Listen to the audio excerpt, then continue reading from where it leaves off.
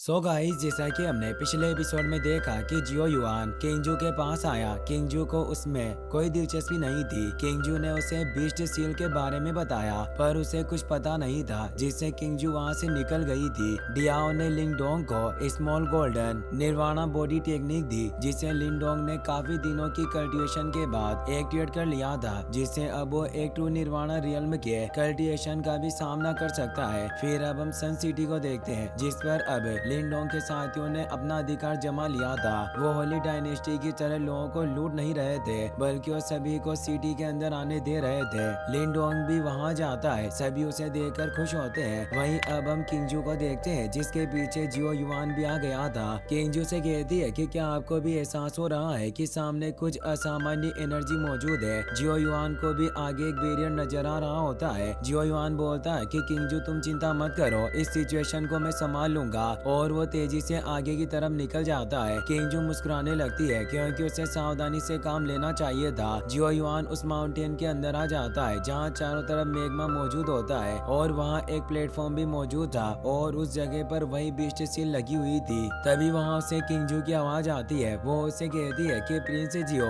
तुम्हें जल्दी से बाहर निकलना होगा। तभी वो जगह हिलने लगती है। जियो युआन खुद को संभाल नहीं पाता, और उस जगह के टूटने के साथ ही नीचे गिरने लगता है। वहाँ नीचे एक निर्वाणा बिस्ट मौजूद था, जो उसे खा लेता है और बाहर निकल कर आ जाता है। वो बिस्ट भी बिस्ट सील के कंट्रोल में था, और ये वही ट्रैप था जो किंगजू और जियो युआन को मारने के लिए बिछाया होता है। तभी किंगजू देखती है कि उस माउंटेन से कोई पेटिशनर भागकर जा रहा है। निर्वाणा बिस्ट किंगजू पर अटैक करने आता है, पर किंगजू उस पर ध्यान नहीं देती और उस पेटिशनर के पीछे जाने लगती है। जियो युआन भी मरा नहीं था, और अब वो बाहर आने के लिए उस बिस्ट के अंदर अटैक करने लग गया था। वो बिस्ट खुद को संभाल नहीं पा रहा होता, और अब एक ब्लास्ट के साथ वो बिस्ट खत्म हो जाता है। जियो युआन उसकी बॉडी से बाहर निकल कर आता है, पर वो गंदा हो चुका था, जिससे उसे काफी गुस्सा आता है। वो देखता है कि किंगजू किसी का पीछा कर रही है। वो भी तेजी से उसके पीछे जाता है। किंगजू की स्पीड फास्ट होने की वजह से वो उस पेटिशनर के करीब पहुंचती जा रही थी, जिससे अब वो पेटिशनर कई सारे फायर बॉल से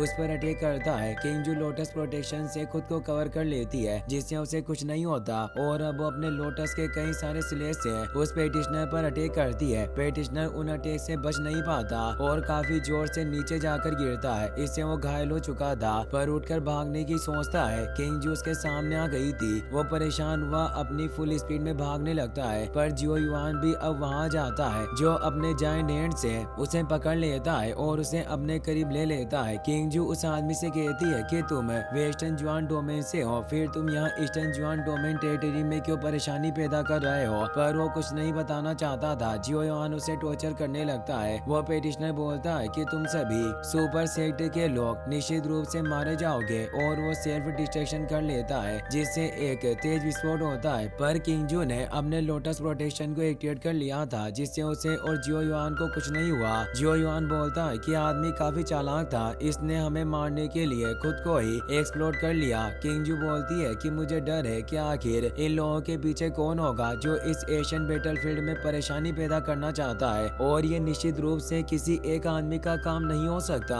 जरूर इनका एक पूरा गुट है। जियो युआन किंगजू से बोलता है कि अब हमें आगे क्या करना चाहिए। किंगजू कहती है कि इस मैटर में वेस्टर्न जुआन डोमेन के लोग शामिल है, इसीलिए मैं इनका कुछ नहीं कर सकती, जिससे मैंने डिसाइड किया है कि मैं वापस जाकर अपने मास्टर को इसकी रिपोर्ट दूंगी, और उनके निर्णय पर ही आगे का काम करूंगी, इसीलिए मुझे यहाँ से जाना होगा। जियो युआन उसे रोकने की कोशिश करता है, पर वहाँ से निकल जाती है। जियो युआन बोलता है कि यह लड़की मुझे बिल्कुल भी सीरियस नहीं लेती, पर इसका यही अंदाज मुझे पसंद है, और अब मुझे भी इस मामले की रिपोर्ट उस ओल्ड मैन को देनी होगी। यह कहकर वो भी वहाँ से निकल जाता है। वहीं लिंगडोंग के वापस लौटने की वजह से सभी लोग खुश थे। लिंगडोंग अब उन सभी लोगों के लिए एक मसीहा की तरह था, जिसने उसकी जान बचाई। सभी लिंगडोंग को रिस्पेक्ट देते हैं। मॉर्निंग लिंगडोंग के पास आता है, तो लिंगडोंग उसे राजकुमार कहकर आदर देता है। लिंगडोंग उसे ऐसा करने से मना करता है, और बोलता है कि हमें अब साथ रहे काफी वक्त हो गया, तुम्हें मुझे थर्ड प्रिंस कहने की कोई जरूरत नहीं है। तो लिंगडोंग उसे अब ब्रदर मोलिंग कहकर बुलाता है। मोलिंग उसे बताता है कि मैं एक मामले के बारे में तुम्हारे साथ डिस्कस करना चाहता हूँ, और वो लिंगडोंग को अपने साथ लेकर जाता है। वो उसे मोहोंगलिंग के पास लेकर आता है। मोहोंगलिंग कहती है कि मास्टर लिंगडोंग, मैंने आपको काफी दिनों से नहीं देखा, क्या आप ठीक हो। लिंगडोंग उसे कहता है कि मैं बिल्कुल ठीक हूँ, और वो मोलिंग से पूछता पूछता है कि तुम मुझे इस जगह पर क्यों लेकर आए हो। मोलिंग कहता है कि मिस मू को एक खास इन्फॉर्मेशन मिली है, इसीलिए यही तुम्हें उसके बारे में बताए तो अच्छा होगा। अब वो तीनों वहीं बैठ जाते हैं। मो होंगलिंग बताती है कि मुझे थंडर रॉक वैली नाम के एक जगह के बारे में जानकारी मिली। पता चला कि वहाँ प्राचीन खजाने मौजूद हैं और वो प्राचीन खजाना काफी मूल्यवान चाबी की तरह है, जिससे कई सारे मार्शल सोल, स्पिरिचुअल ट्रेजर और एलिसियर प्राप्त किए जा सकते हैं, जिस वजह से वो एशियन ट्रेजर सभी प्रैक्टिशनर के लिए काफी उपयोगी है। इसीलिए मैं आप दोनों को इस ट्रिप पर साथ चलने के लिए इनवाइट करना चाहती हूँ ताकि हम उस खजाने को प्राप्त कर सके। लिंडोंग सोचने लगता है और वो मोलिंग से पूछता है कि आपको इस एशियन ट्रेजर के बारे में क्या लगता है। मोलिंग कहता है कि वो ट्रेजर काफी कीमती है और इस तरह के ट्रेजर को हासिल करने के लिए हाई रैंकिंग डायनेस्टी के लोग पहले ही निकल चुके होंगे, जिससे मुझे डर है कि भले ही हम उस थंडर रॉक वैली में जाएं, फिर भी हमारे लिए ट्रेजर प्राप्त करना काफी मुश्किल होगा और मुझे नहीं लगता है कि हमारे हाथ वहाँ कुछ लग सकता है। मो होंगलिंग कहती है कि वहाँ कोई साधारण ट्रेजर नहीं है। ऐसा कहा जाता है कि उस जगह पर एक सेलेस्टियल सिंबल स्पिरिट ट्री मौजूद है। मोलिंग स्पिरिट ट्री का नाम सुनकर हैरान हो जाता है और बताता है कि जहाँ तक मैं उस ट्रेजर के बारे में जानता हूँ, वो symbol spirit tree mental master के लिए काफी उपयोगी है। जो भी मेंटल मास्टर उसे एजो करेगा, उसकी मेंटल पावर काफी बढ़ जाएगी। इसीलिए इस ट्रेजर को रॉयल कलेक्शन क्लास 6 में शामिल किया गया है और ये सिंबल ट्री वाकई काफी रेयर है। अगर इसे कोई नॉर्मल मेंटल मास्टर भी एजो कर ले तो वो इसकी मदद से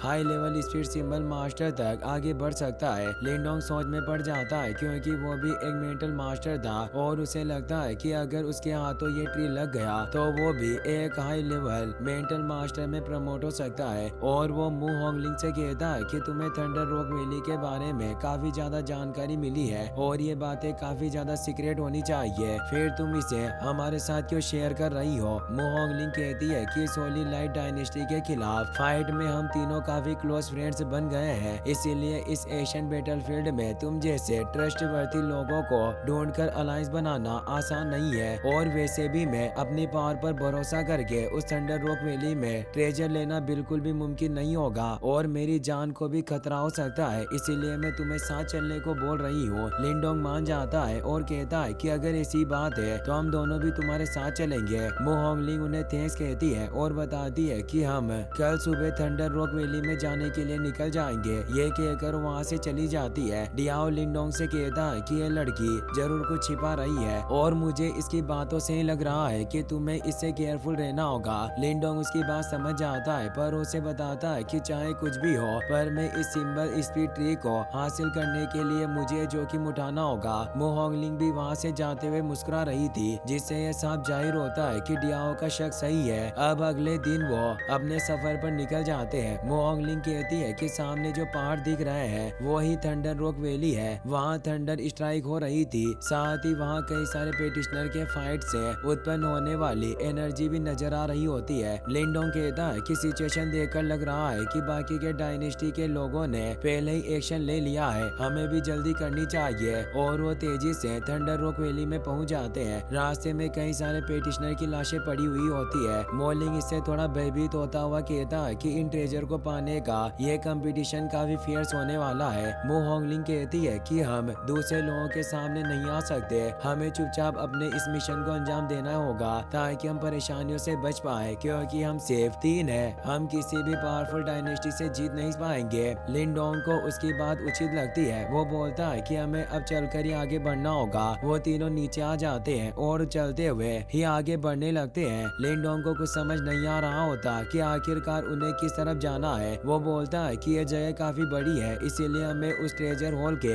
एंट्रेंस का ठिकाना आखिर कहाँ मिलेगा। तभी वो जगह हिलने लगती है और पीछे धमाके की आवाज आ रही होती है, क्योंकि 2 डायनेस्टी के लोग उस तरफ आ रहे होते हैं जो आपस में लड़ रहे थे। मोलिंग कहता है कि हमें छिपना होगा और वो तीनों अलग अलग होकर छिप जाते हैं ताकि वो किसी की नजर में न आए। वो डायनेस्टी के लोग एक केव के अंदर चले जाते हैं। लिंडोंग ये देख रहा होता है। मोलिंग बोलता है कि ऐसा महसूस हो रहा है कि ये सभी हाई लेवल डायनेस्टी के लोग होंगे। लिंडोंग कहता है कि हमें भी उनको फॉलो करना चाहिए, शायद उनका पीछा करने से हम ट्रेजर हॉल की एंट्रेंस पर पहुंच पाए। मोलिंग और मू होंगलिंग को भी ऐसा ही लगता है और वो अब उस केव के अंदर की तरफ जाने लगते हैं। वहीं उस केव के अंदर जाने पर दोनों डायनेस्टी के लोगों में अभी भी फाइट चल रही होती है। एक डायनेस्टी डायनेस्टी का नाम डेमोनिक रॉक डायनेस्टी होता है, जिसके उस ग्रुप का लीडर तांग पेन है जो एक कहानियां होता है। उसके सामने एंट्रेंस मौजूद होती है जहां से हॉल में जाने का रास्ता होता है। दूसरी डायनेस्टी का नाम जुआन बिंग होता है। तांग पेन कहता है कि यहाँ कोई नहीं है जो हमारी डायनेस्टी का सामना कर पाए और वो अपने साथियों को